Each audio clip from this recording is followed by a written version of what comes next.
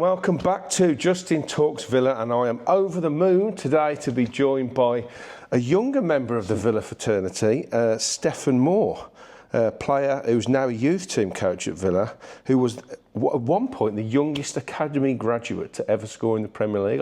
Now, I tried to look, see if that's still the case, but I'm not sure. I think it's still the case. Okay, so youngest academy graduate ever to score in the Premier League, 2002-2005 at Villa, 30 games, 2 goals, played under Graeme Taylor and David O'Leary. Thanks for coming, mate. Nah, really looking forward to it. Really great to see you. So, born in Birmingham, Villa fan. Yeah. Dream was to obviously sign for the Villa. What was your footballing journey at the start? How did you start youth teams and stuff like that? Really interesting. So I remember being an under-9 playing for Romulus, so it was the team round Erdington. Big team Romulus, weren't they? Yeah. And I remember Wolves come and were like, oh, do you want to come into Wolves to train? I said to my mum, nah, I don't want to go. I want to wait for Villa. There's only one club, yeah. Then a week after, Villa come and was like, oh, do you want to come on trial? I was 9, huge Villa fan. So just get the opportunity to go to the training ground and think, oh, it was unbelievable. She was obviously really good at that level, so you stood out. Yeah, obviously must have been all right for them to scout me. And I used to play a year above. So when I went to Villa, they were like, you're the wrong age here. I was like, nah, this is the team I play. Right. So I ended up staying with that team at Villa the year up. I think it was for 2 seasons. Oh, so the Villa, when they brought you in, they kept you in that sort of a year above? I stayed in that year group. So a lad called Lloyd Dyer was in that, who went and played on for Leicester. And there was a few lads who was at Villa at the time. I think we had 4 players from the Romulus. Was 9 years old the youngest age group at that point? So at that point, yeah, you used to come in at under-9s, but you didn't play games till under-12. So you just come and train once a week. And then you'd go and play for your Sunday team. So you'd stay at Romulus, you'd just come and they'd basically see what you're doing for a couple of years and then decide whether to sign you. So that was at under-9. So Peter Whiff was the academy manager there. Right. And I was just Gary Shaw was my first ever coach at the club, which was not bad, is it? 2 European Cup winners as your coaches. You must have learnt a lot from them guys. Yeah, obviously at that point, probably I obviously knew who they were, but didn't realise how actually good they was. When I look back and watch footage of Gary Shaw and what he could do, and like unbelievable. And you was always a forward, or did you play in different positions? Because I know at that age, youth team, they tend to try and move you around to see. I used to play a lot in centre mid then. Oh, right. I used to play a lot in centre midfield. Even probably, I remember being a second year, and for the first 2 rounds of the FA Youth Cup, I played in centre midfield. Right. So yeah, it was just, I was playing a few positions, so yeah. And your brother, obviously, famously, both of you was at the club at the same time. Yeah, so my brother then was obviously playing for Romulus himself, but then couldn't come into Villa. No, he was too young. I used to just see him kicking the ball at the side and think, oh, wait a year or so. Yeah, hopefully he'll be in too. Yeah. You're like the original Ramsey brothers, aren't you? You know, the older players. So you came through the academy at Villa, and we will go on to talk about you back there now coaching, aren't you? Yeah. So what was it like being at the academy at that time? You obviously know what it's like now. It's phenomenal now. So what was it like back then? I'd say then Villa were definitely still the biggest in the Midlands. Definitely, they were, and they were doing well. The first team was always doing well. So when I was watching it was Mark Draper, Ian Taylor's, Dwight York's. Not a bad era, is it? That we used to finish 4th, 5th. So I grew up seeing that really. Yeah. And we had a lot of international players. So yeah, it was great to so on a Saturday I'd go and watch the games, you'd get tickets, I'd go and watch them play. And yeah, it was brilliant. It was brilliant to be a part of it. It's like living the dream, isn't it? You know, you go from being a young kid playing on a Parks pitch, going to watch Villa, thinking that's obviously where you want to end up. Then all of a sudden, bang, you're sort of looking at that pathway to the first team, aren't you? Yeah, they were brilliant with me, to be honest with you. They were really good. So Brian Jones then come in after Peter Whiff left. He was head of the academy. He was head of the academy. He was there for 20 odd years. He was unbelievable with me. So on in 6 weeks holidays, I'd just stay at I'd stay at Villa for like Monday to Friday. Even if my age group weren't in, I'd just be around the place. They just looked after me, give you boots, do anything they could have done for me, they did. I felt like a lot of young players now, I think they've got a lot of opportunity to leave. Yeah. That was never a thing for me. I was always signing for Villa. So it was Villa, nobody else? There was no one else, yeah. And that was probably how they treated me and how I got looked at. I felt like I got looked after. So they obviously, like I say, looked after you really well. So as you sort of progressed through the youth team, the FA Youth Cup was obviously a massive thing even back then, and Villa had got a good history in it back to Brian Little days. Yeah. I spoke to him last week and his team won it. Yeah.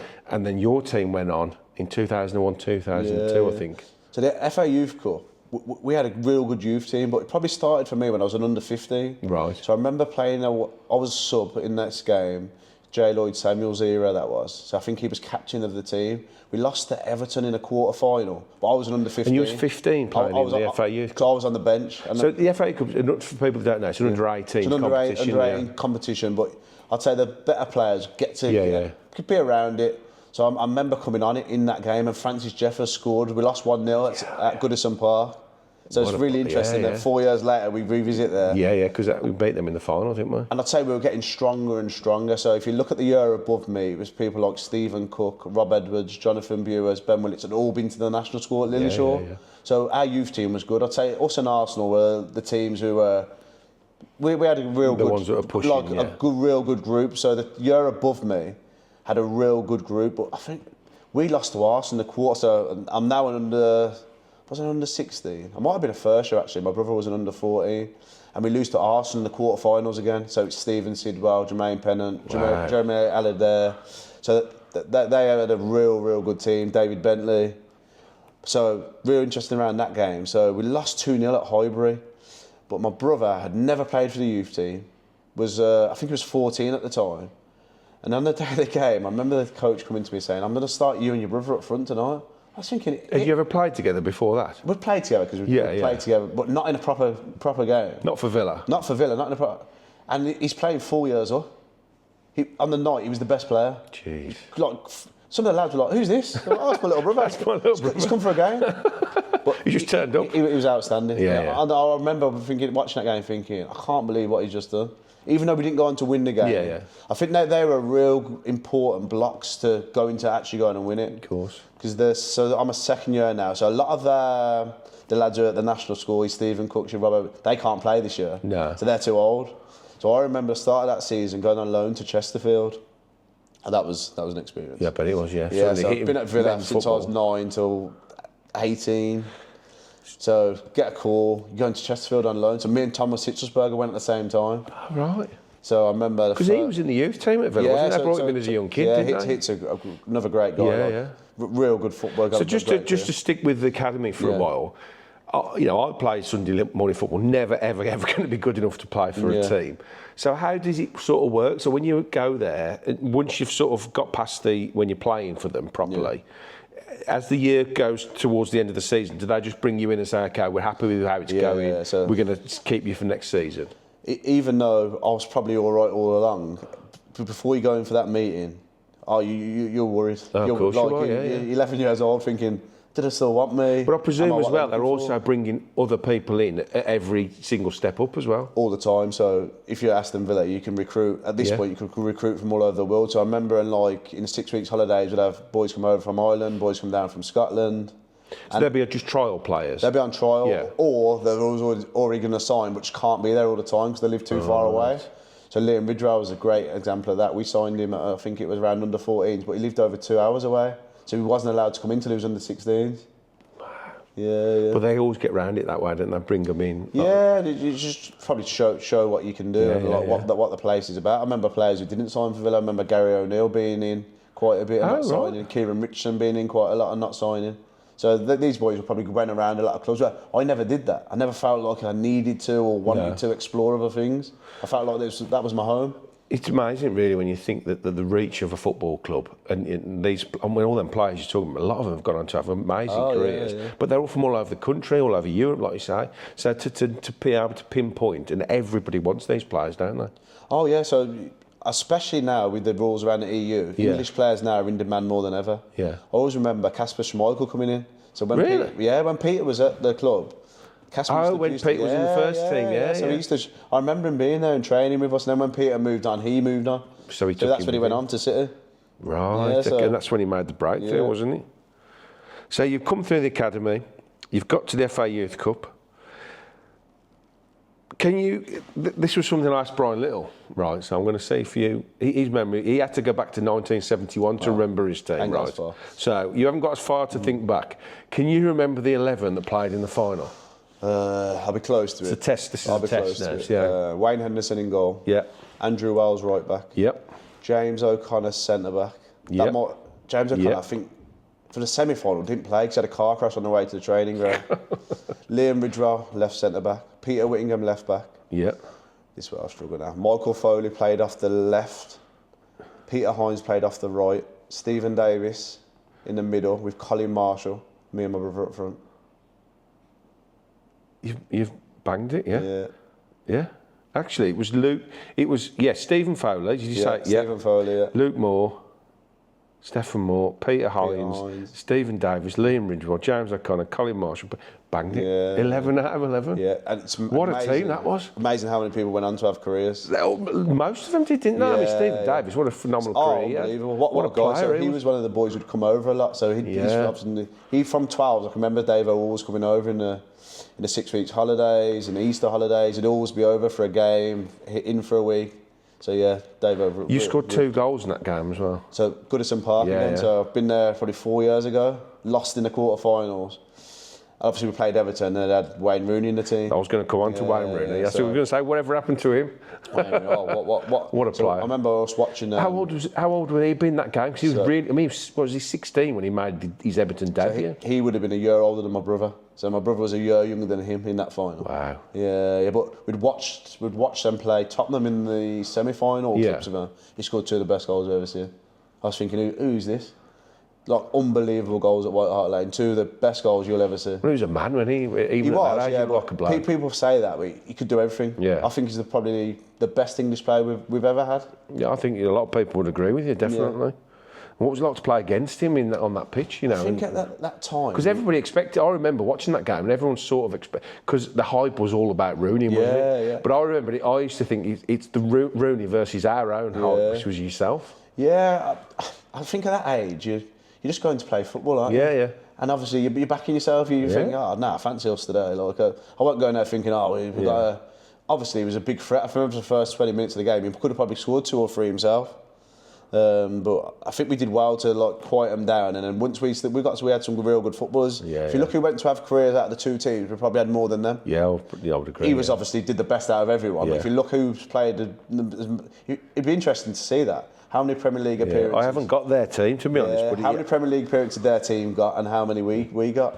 Definitely. Villa, I mean, we've got a massive history, haven't we, of bringing kids through and them having really good careers. And you were one of the original, one of our own, weren't you? Yeah. Listen, to be from Erdington and play for Aston Villa, I always say it's my club. Yeah. Unbelievable. You're never going to beat that feeling. No. It's the dream that, I mean, us all that sit in the stands, we can only. I've played there in a charity game and stuff, and for me, just walking out with nobody in the stadium was a dream. But to achieve it at the age that you did, it's crazy because at the time I just thought that's what I did. That was your job, yeah. That's what you did. I just thought, I think this will happen for the rest of my life. Yeah.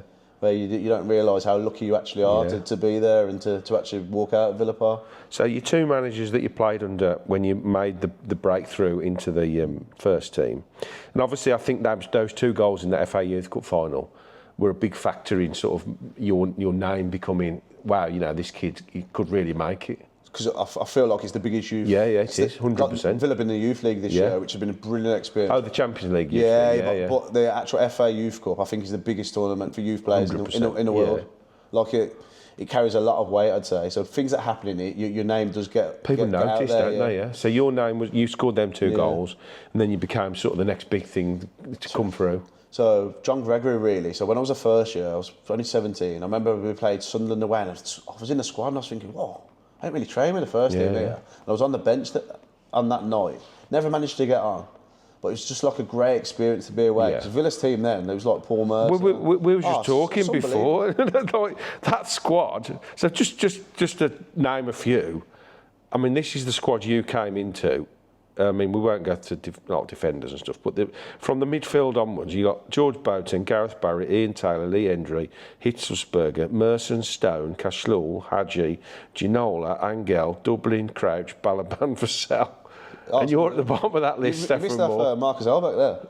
Oh, Marcus Olbach as well. Swedish international, over 50 So, I mean, for an 18-year-old coming through the ranks, obviously to be in and amongst quality international footballers must have been a real amazing, to bring your game on, to see what they do to get to that level. Again, but to try and think, I've got to get past this lot to get in the team. I just think at that age, you just think you should be there, you should be doing it. I really do. I remember playing in a game when I might have been a first year, and we'd just signed Bosco Bellama.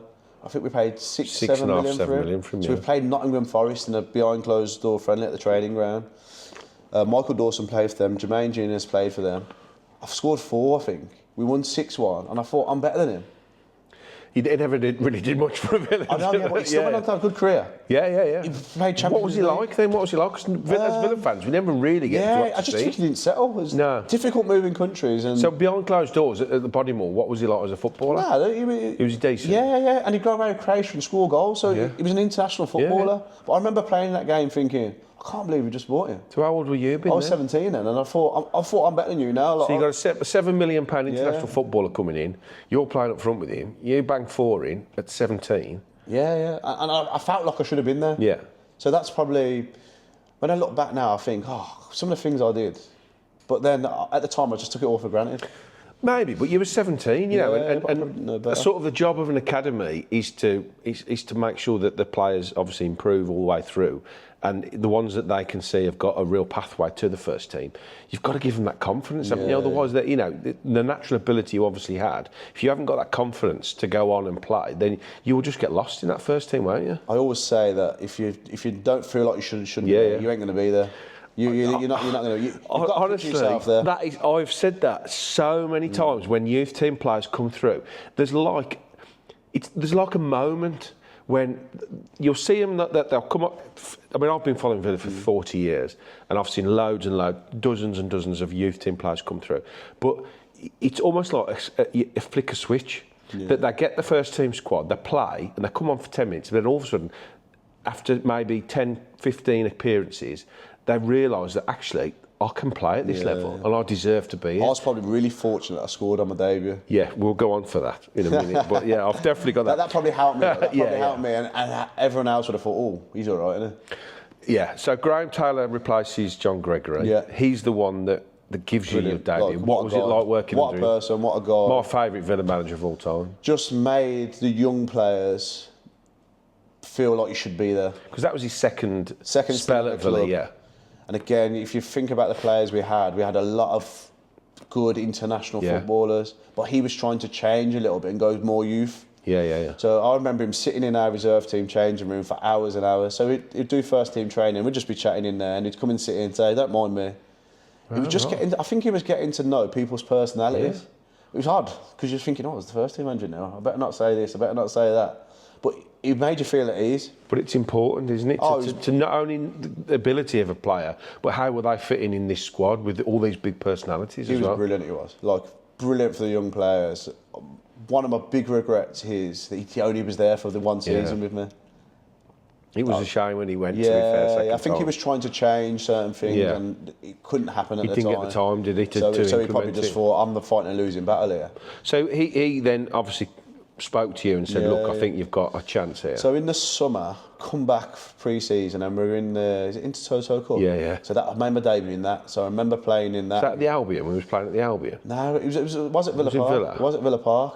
Definitely, because I come on twice in 2 of them games, and then so I thought, I'm around it here. Yeah. And I remember him talking to me after the last game, saying like, bide your time a bit here. Like I've got 5 international forwards ahead of you. I'm going to do my best to get you in, but like you're going to have to bide your time. Yeah.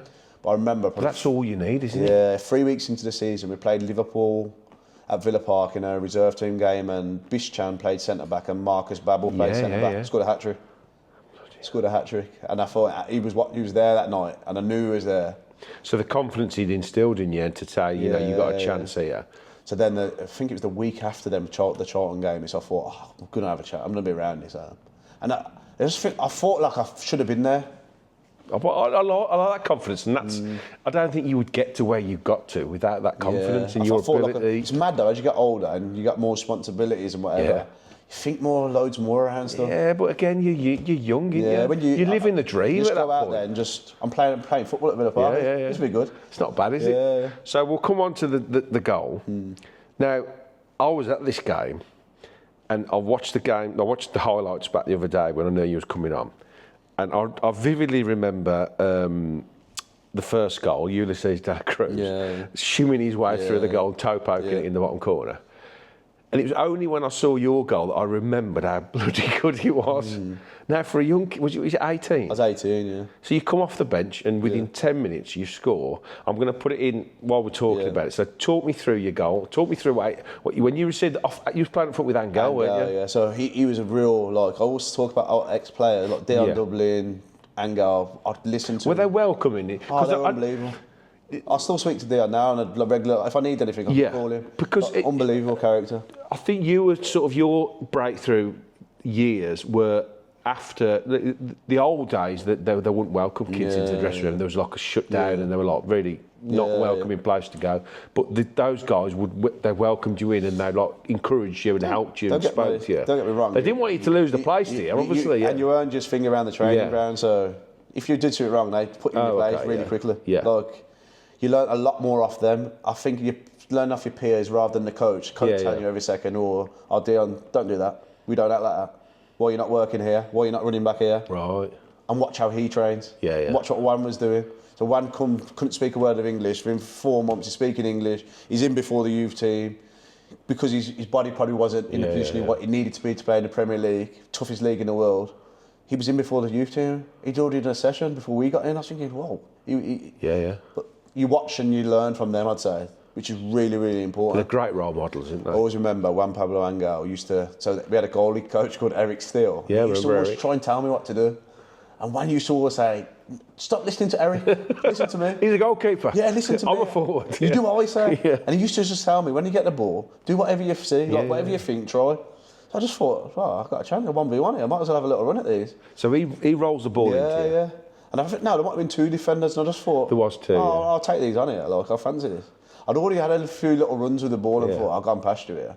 And like, one of them had whacked me, to be fair. I think Graeme Paul was the ref in the game. Yeah. And we got into a bit of as the throw-in's coming on, he's grabbing me and he's like, remember him coming past and just saying, like, just play your game. And I thought it was really like, because I was getting into like a little, I didn't need to. But I already thought, I've got to beat you here. And I just thought, you know what, I'll knock it and go and see what happens. I think you take 2 touches, and then you knock the ball past him. It's mad. People say, like, what really happened? I can't really. It's instinct. Instinct, Instinct. Which is what, like you say, Angel was talking to you about. If you pick the ball up, just do what you feel. Do what you feel, especially if you're a creative player. Is the game going away from all that at the minute? For me, is a little bit. Are we getting overcoached? I think the manager speaks about because of how the game's being coached, you need geniuses now. So you need your Morgan Rodgerses. You need to unlock doors. Definitely. Because it's so well coached by people. Be here, stand here, pass here. So I think you're always going to need, especially in the top half of the pitch, some creativity. Like, well, I think this season, just quickly going back to this season, the likes of like Duran, the goals he was scoring when he was here, they was like instinctive, miles out goals. People were like, I saw all over Twitter, social media, TikTok, people going, "Oh my God, he's hit it from 25 yards. You don't see that, do you?" He was young and free. Yeah. Young and free. That instinct of like, I fancy this, I'm just going to hit it. There's not many players like that anymore. No. Don't think it happens. I think you're a little bit probably overcoached. Maybe. I think that's the way the game is now. The instinctiveness is coached out of players, maybe, and they want more of a rigid structure to games these days, which is a shame. But what a goal! It was an absolutely phenomenal on your finish. Debut. That's on a Tuesday night. Was it? No, it was either Tuesday or Wednesday. It was a night game, definitely. All I know is I've got to go to college, to Great Bar College, the next day and do woodwork. What was that like walking in? It wasn't much fun. I didn't last much longer in the college. I said to the academy, I can't keep going to the college. So it was really good. So Stuart Gray was the first team coach there. Used to take me for like individual sessions, because obviously everyone else is not there at the times I was getting in. But like I said, I got treated like unbelievably. That's why I feel like it's my home. Yeah. I just got looked after so well. Brilliant. So your second goal was Blackburn away. A bit more of a, I suppose, ball come across, a bit of a tap in. Still a great experience to score away from him. I will say your first goal was in front of the Holt end as well. No, it was opposite end. Sorry, yes, it was, because the camera was the other end. I realised that when I was watching that. The camera used to be the other side, didn't it? So they obviously switched us round. Sorry. Yeah, you are right. Sorry, I missed that. So, 2003, you scored against Blackburn. And then you went like 2 years without really playing. You played, but you didn't really make much of an impact. That was under David O'Leary, wasn't it? It's a real difficult time. So what was he like when he came in? It was hard. It was a hard situation. Yeah. Like Graeme Taylor, I always felt like I had a big buy-in from like the Stuart Gray, John Dean, what a guy, John Dean. So it was Stuart Gray, him, and Graeme. They were fantastic. I always felt like I was trying to get me on. I had their backing. Yeah. So I felt like they gave you the I always talk about Kev MacDonald like there'll be no one who could ever get me to do what he could get me to do because he was tough on me, but he instilled so much confidence in me. After they went, I found it difficult. Yeah. I had a bad injury. I found it difficult to get in. Maybe was O'Leary not as welcoming, do you think? Or do you think he just came in with totally different ideas? I played 20 games probably that season. Had a few injuries. So I played quite a bit of the season. Comes in, I've got to give the senior players a go. You're not going on tour. First thing, I'm like, well, I played 20 games last year. I think I should be on tour. But I didn't go anyway. So then I'm back with the reserve team. Obviously, I'm still good. It's still being good with me. Yeah. But I'm not where I want to be. Not when you've made the breakthrough. I've already feel like I've made the breakthrough. Yeah. I'm back to square one basically. So then that probably took 3 or 4 months then to fight your way back in. Yeah. And then I played come on against Chelsea. We beat them in the League Cup quarter-final. Gav McCann scored an angle. Rings a bell, yeah. That was at Villa Park. Come on for half an hour. Started the Blackburn game week after. Then started the Leeds game. Then it was around by Christmas actually. So then Darius then starts at Fulham at home, scores 2 I think. So I'm out of the team, blah blah blah. And then we're playing Arsenal at home, probably 3 or 4 weeks later. So I'm in the team to start. And just before the end, we do a bit of set plays, walk through stuff. He's like, should we have 8v8? Everyone's like, yeah, every player loves a small-sided game, don't they? Yeah. Go up for a header, land on Ronnie Hunson's foot, go down over my ankle. And then from that, struggled, probably out for a year. Should have been only out for 3 months, but like I had an operation, didn't go well. Revisit the operation. Just didn't real struggle to get back. In that time, my brother gets into the team. Yeah. Does really, really well. The team probably picks back up. We signed Milan Boros. We start signing some players again. I think they did really well under David O'Leary at the start. So then it did tail off, didn't it? Yeah. I could just tell, not the flavour of the month. Fancy a loan. I was like, not really. I've got 2 years left, but I could see myself not playing, to be honest with you. I could see they'd moved on from... I didn't feel like they'd wanted me there. I've got to ask, was it difficult that it was your brother taking, not your role, but that he was progressing and you sort of took a step back? It's probably easier for me, wasn't it? Yeah. He was my brother. Yeah. It's probably... I was so happy for him, Yeah. So it wasn't difficult as my brother. It probably would have hurt if it was someone else, maybe.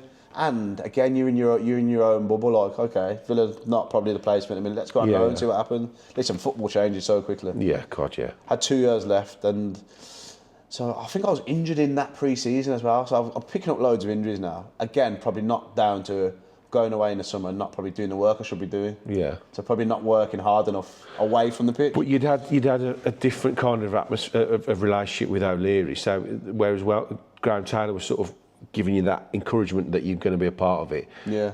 O'Leary was sort of dragging it back a bit, so your attitude, I'm not saying it was wrong, but naturally you're going to think, well, I'm not going to get a chance under this manager. But when someone puts you back, do you go hard or do you go...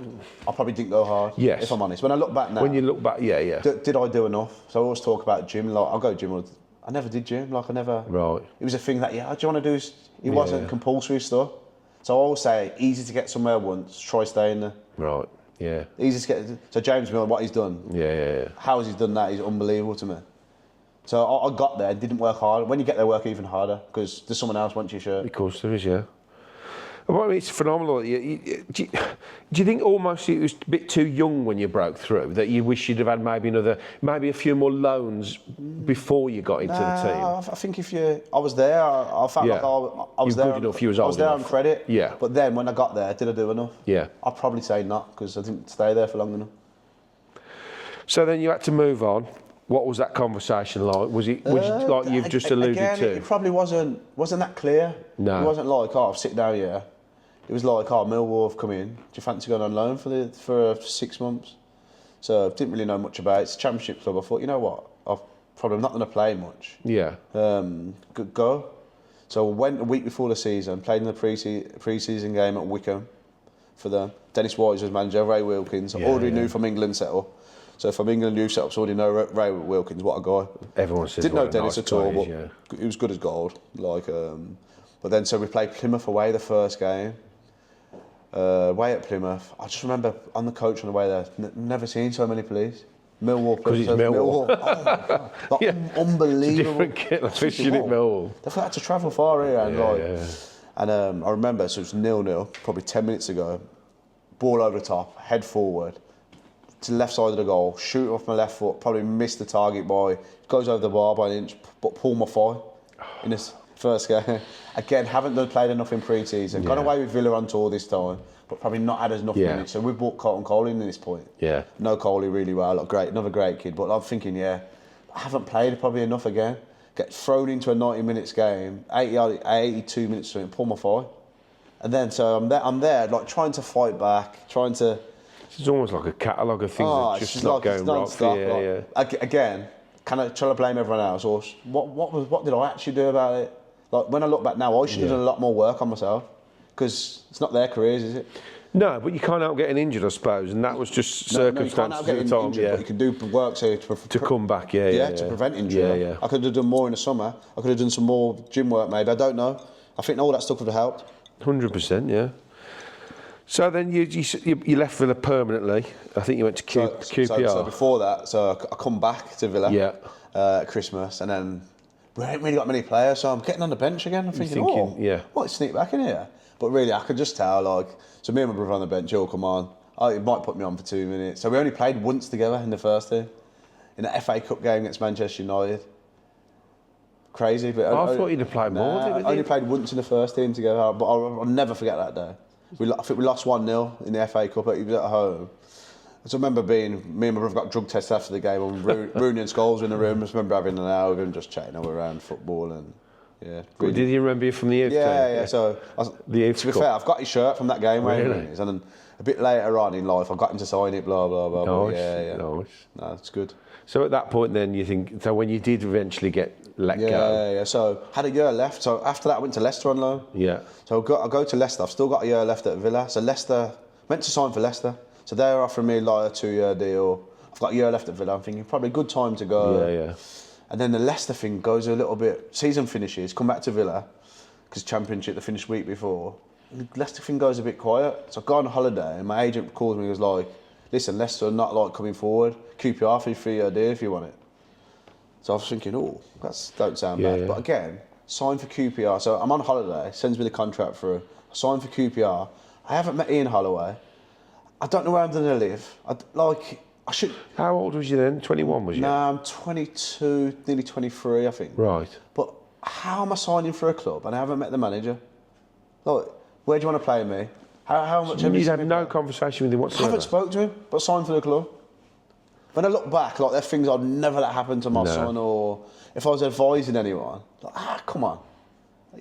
So do you think that's an agent thing then, or do you think that because surely as a representative he's got to be saying, let's go down, let's talk to him and make sure you're happy with what's going on? If I was an agent, I wouldn't let that happen. No. Yeah. But as a player as well, I'm 20, but I didn't know better. No. So, but when I look back, that shouldn't happen. Had a year left at Villa, so in that year, David O'Leary goes, Martin O'Neill comes. So who knows what could have happened or worked out, or just. When you look back, you see, you think, that shouldn't have happened really. When I think about it, got to speak to a manager, what's your plan for me? Where'd you see me? Yeah. So, you did pop around a few clubs at that point, sort of QPR, Warsaw. Yeah. It was sort of going, I don't know how to say it really, down the leagues. Yeah. So how it's getting harder and harder. Yeah. I really struggled. But as soon as I left Villa, I never found a home. Listen, in the first team environment, all that matters is 3 points on a Saturday. So if I'm not in the team, do you think the manager cares about what I'm doing? Yeah. Was I doing extra work? Probably not.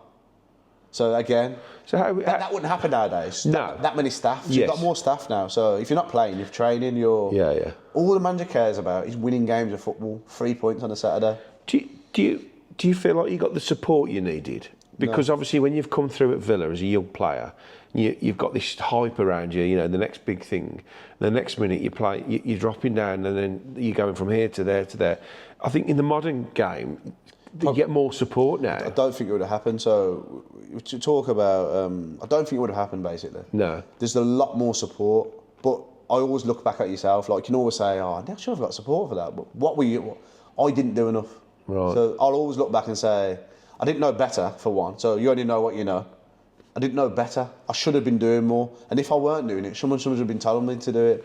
I was just saying, I think, in a way, I agree with what you're saying, but I think you've been a little bit harsh on yourself because I think clubs have got a duty of care to footballers as well. Yeah, and just to be like bringing people through and say, and I don't think people realise what a brutal thing it is to come through at a football club. I mean, I've got a couple of friends in the 21s and the 18s at Villa, and I always say to them, to get to that level is 1 in a million, but to get to from the youth team to the first team, which you did, is another 1 in a million. I always talk to them about football. I say I failed, but then I looked the other day. I played around about 100 games between the Premier League and the Championship. The Premier League's the best league in the world. 100%, yeah. So you haven't failed, but what I didn't do is I didn't succeed of my potential. I didn't reach my potential. No. So I feel like I left loads out there.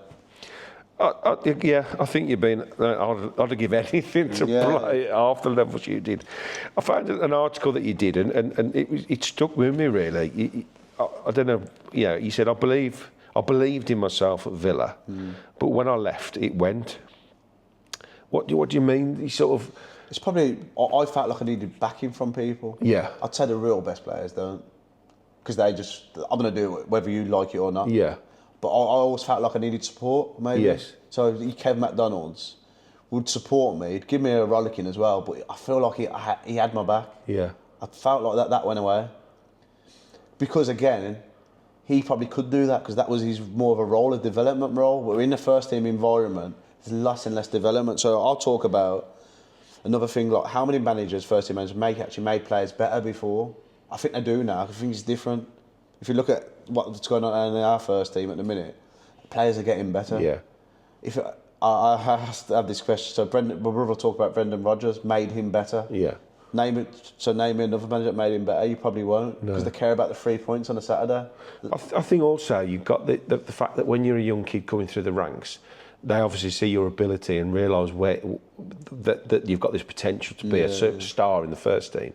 But once you've made the breakthrough as an adult, we'll call it, and you're in the first team environment, and you are going to the likes of CUPO, Warsaw, and even the likes of Kidderminster, which is obviously a lot lower down, you almost become just not a number, but he's had a good career. Look what he did. If we can get the best out of him, and when that doesn't happen, you almost get discarded. And it is such a brutal industry to be. You can be flavour of the month. Yeah. And look, Dele Alli was.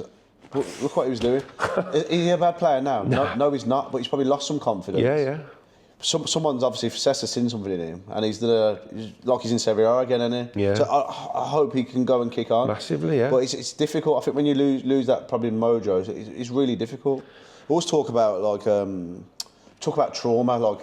So did I get enough trauma when I was coming through the youth team, or was it too easy for me? Yeah. Because when I hit that first lump, didn't really get back up too well. No. So we always talk about now setting traumas for boys, like maybe leaving one of the better players out of the starting lineup.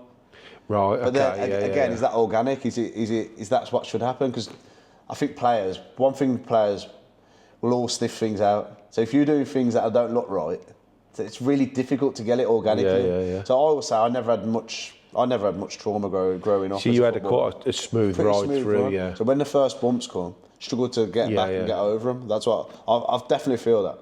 Definitely. It is a brutal, like I say.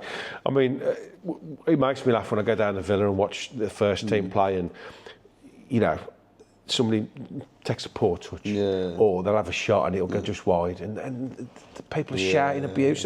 God, you're crap, you're shit. I'm thinking, do you realise how good you have to be to be on that pitch? Also, it's about consistency. Of course it is. So anyone, you'll get the best Sunday League goals ever, won't you? Yeah. But players can just repeat their actions over and over. But Robin Olsen's the one that it annoys me the most. He's an international footballer. So he's played 77 times for Sweden. Yet wherever his name's on that team sheet, the meltdown on social media. It's not Emi Martinez, I understand that. It's really difficult because Emi's the... Of course he is, and I get that. And you know, people are comparing them, but there isn't another Emi Martinez in the world. We've got an international quality goalkeeper that to get to the level he's got to, it's ridiculous. Oh, so difficult. As you're saying, you know, your journey through Villa was amazing as a Villa fan, and to reach where you got to, in my opinion, as a Villa fan, you've succeeded. You 100% succeeded. Yeah. No, I did succeed till I got there, but I feel like I always said to him, I failed at it. He was like, nah, you didn't fail. No, I think you're almost saying that you wish you'd have just maybe grasped it and held on to it. I wish I would have knew what I know now. Yeah. That's what I wish. Great hindsight, isn't it? I would have definitely.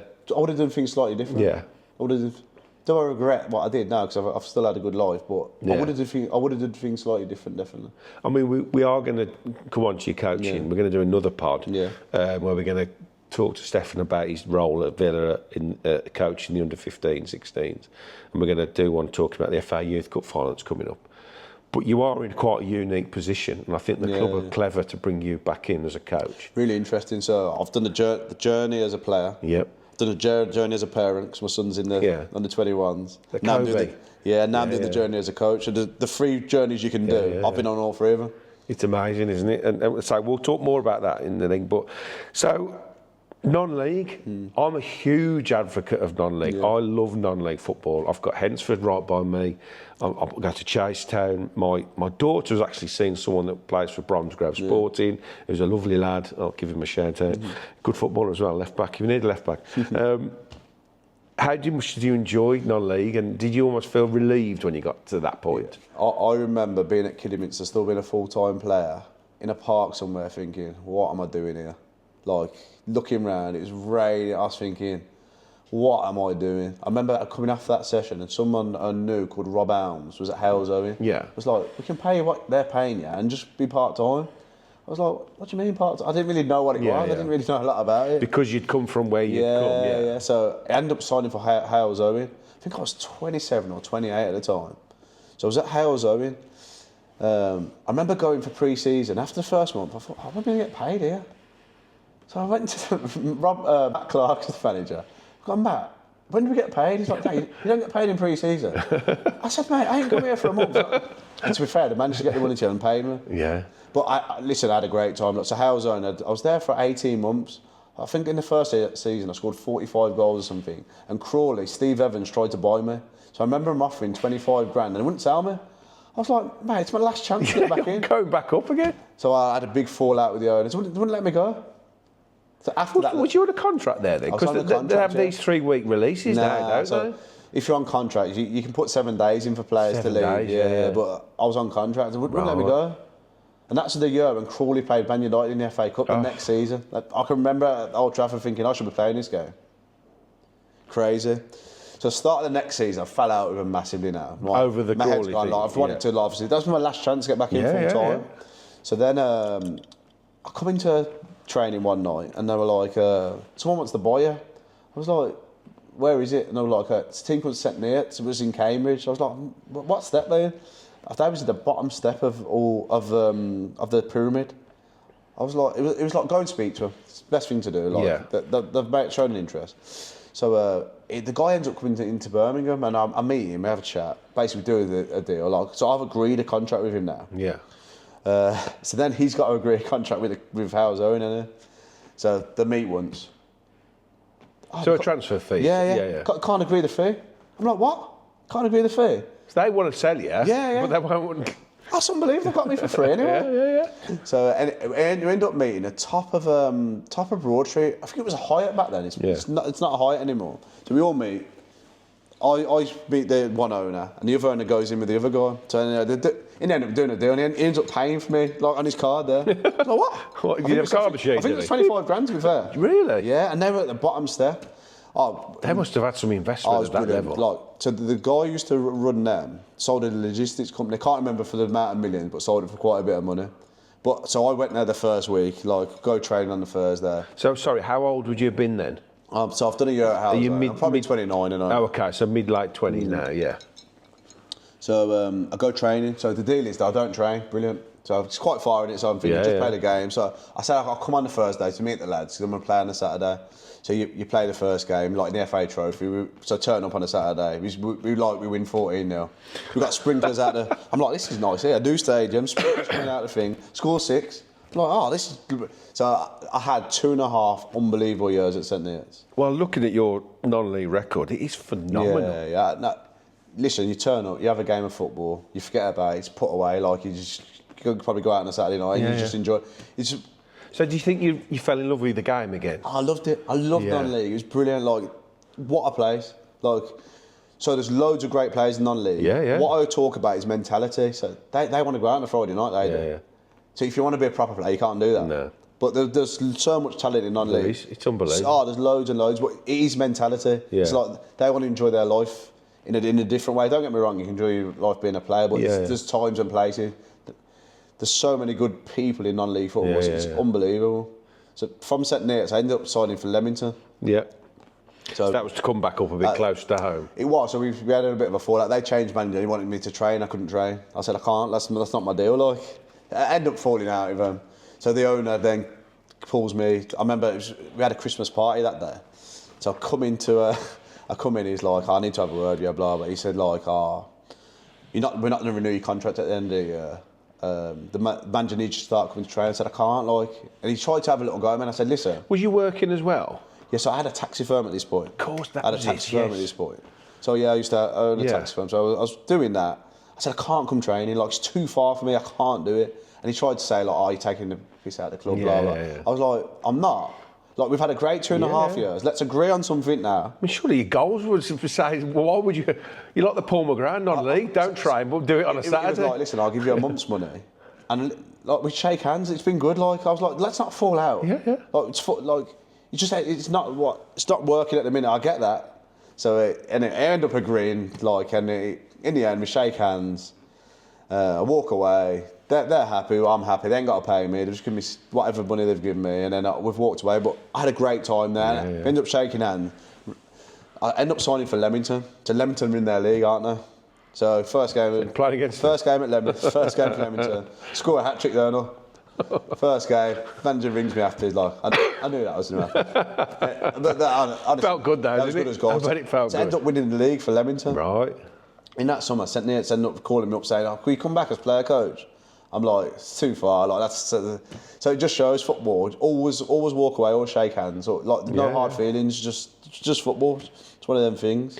It's funny, really. Non-league is you've got a real mix of players like yourself.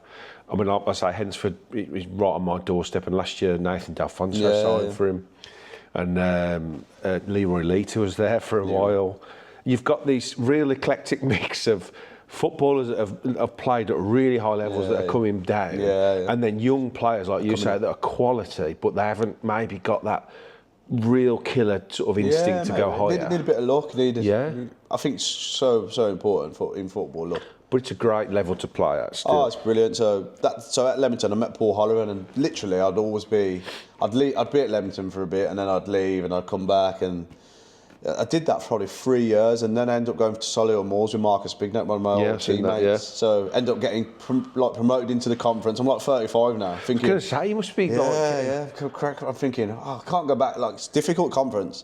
To be a part-time club and play in a conference. Apart really from difficult. your injury at Millwall.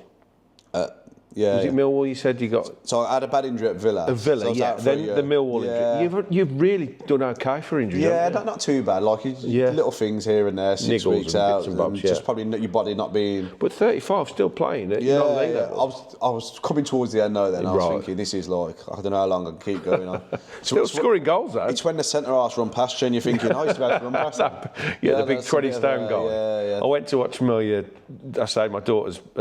Boyfriend played the other day, and the centre off was massive. I mean, I'm a big guy, and he was huge, and I thought, God, I've still got a chance here. But he was quality. He was good. The ball come down, he was not bang, touched, some good players. Really good. So you sort of knocked around for the next 2 or 3 years, and you ended up, I think Tamworth really was your last. Yeah, so club. it was really interesting. So Dennis Green was the manager, my manager at St Neots at first. Got the Tamworth job. Ah, so he was like, "Do you want to come in as player coach?" So I started to do a bit. So I did player coach at Leamington. Had you got any badges at that No point? badges. No, Right. didn't want to be a coach. I just thought that's what you be a player coach. Yeah. Just prolonged your career a little bit. Never wanted to be a football coach. Really? No interest. I just thought people don't want to really listen to these kids. Was that because you didn't want to deal with kids? I just thought they didn't want to listen, or Right. I just thought society was in a place where just have no interest in coaching, no interest at all. Even with everything you'd been through, you feel like you could give, I just didn't feel like it was something I wanted to do. Probably see my son's journey. Yeah. And watching him, so not coaching him, but like just watching his games, and just never fancied it. Never thought I'd do it. How was it when? You, at what point did you realise that he'd got a chance and that he was decent? Because obviously your experience is coming. My lad had been at Villa since he was 6, so he's been there from 6. So now they're just getting him in earlier. Yeah. He hasn't had an easy journey. He had to work for everything. He's got. He's a forward as well, isn't he? He's a forward, and he's got a lot of pressure. His uncle played in the Premier League. I played in the Premier League, so people think, oh, he must be all right. He's got a lot of pressure to deal with. Just a great kid though. So, listen, you can have as many good footballers as you want. Look, what sort of person are you? Yeah, personality. Yeah, what sort of person are you? I think so. And his attitude seems spot on as well. Yeah, he's grafted, he's worked hard. So he's out on loan at Fleetwood at the minute. Yeah. So. How's he getting on there? Yeah, just spoke to him before I come here, to be fair. He's enjoying it. Hasn't played as much as he wanted, but to be in an environment... Is he with someone else? There's someone else at Fleetwood from Villa, isn't there? Isn't the defender? No, it's not. Isn't there? The lad from Leicester. The lad from Leicester. Yes. So they took them two signed on the same day. The lad from Leicester, a 21-year-old. I knew they took a couple on that. Yeah. Just to be in a man's change room, that 3 points matter, where probably the win bonus matters to him. It's different. You can't recreate that in under-21s football. It's not the same. But he couldn't have a better mentor, really, could he? From everything you went through, and the things you're saying to me now about that you felt like you could have done more, you could have done more. At the time I didn't fit, but when I look back, I should have done more, because I can remember summers I'm not going for runs and stuff, thinking. But to have your son now in that position where you can say, look, son, I was where you were. You've got to do this. Anything in life though, you got to work hard. Of course, yeah. Like it's not just given to you. I thought my talent was enough. It wasn't. It wasn't. Do you think he's got a chance? He's got a chance of playing. Yeah. Listen, the level's so high. I know. Premier League is level at Villa, we're Champions League. The level's going up all the time. So, don't play for it. Get a career. That's what I always say. Absolutely. If you can earn a living playing football, it's not too bad. Well, that was my next question, to be honest. What advice would you give to we're coming up towards the back end of the season now. So there's going to be thousands and thousands of young kids all over the country that are going to be released, that aren't going to be given a deal for next year, and a lot of ones that are going to be sold on. From your experiences, what advice would you give to these kids? Just work hard. Literally, you need to work hard. And don't let other people's decisions. Make your own decisions, especially on the pitch. So I hear a lot of coaching now where decisions are made for players. Make it your choice. So if I get released, it's because what I did. Yeah. But also, you've got to have worked hard. They're non-negotiables now. Yeah. Like before, I'd say you get away with it. Like, you work flair player there. Our number 10 that doesn't happen anymore. No. Everyone's got to work for the team. If you look at any team now when you're defending, everyone's behind the ball. You don't leave used to leave one on the halfway line. That doesn't happen anymore. Ollie Watkins gets 15 yards inside his own half to stay connected to the team. Yeah. Got to work hard. Just because you don't make it at the Premier League, it doesn't mean that you haven't made it, like you've said. Even down to sort of top end of non-league now is a good career these days, isn't it? And it's a really good level to play at. The Premier League. And kids can't, just because you've been in an academy in the Premier League doesn't mean that you haven't made it. If you're playing at Warsaw or Fleetwood, like you're saying, all these clubs are fantastic places. If you can earn a living out of football, you've done pretty well.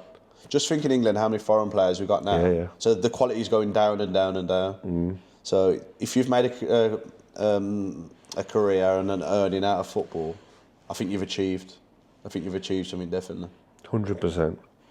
Well, I personally think you should be proud of what you achieved in football. No, but when I look back, I played for Aston Villa Football Club. To me, probably one of the biggest football clubs in the world, not in England. Yeah. So, and I managed to do that. I was just talking about no regrets. Would I have done things slightly differently? Yes, I would. But it would have made you the person you are today, who's a good guy. Yeah, no, it makes you think about things. Probably now I'm coaching, so I'm probably looking at some of the boys and thinking, oh, should you be doing that? Maybe think about doing this. But everything you've done to now has led you to where you are now, and now you're imparting your knowledge onto these next generation of kids that are coming through. Listen, I feel real fortunate to have that opportunity, to do that at the football club where we're getting a lot of investment at the minute. We've got some real good hot prospects coming through. So yeah, I feel lucky to have that opportunity. Yeah. So we're going to leave this episode here. We're going to come back with Stefan and we're going to talk about his coaching and about the players that are coming through at Villa. But thanks for joining me. Like, subscribe. Thanks Patty Freaks as well for letting me use the venue. Thanks Stefan. It's been a pleasure. Thank you. It's been a pleasure. No problem at all. Cheers, mate. Up the Villa.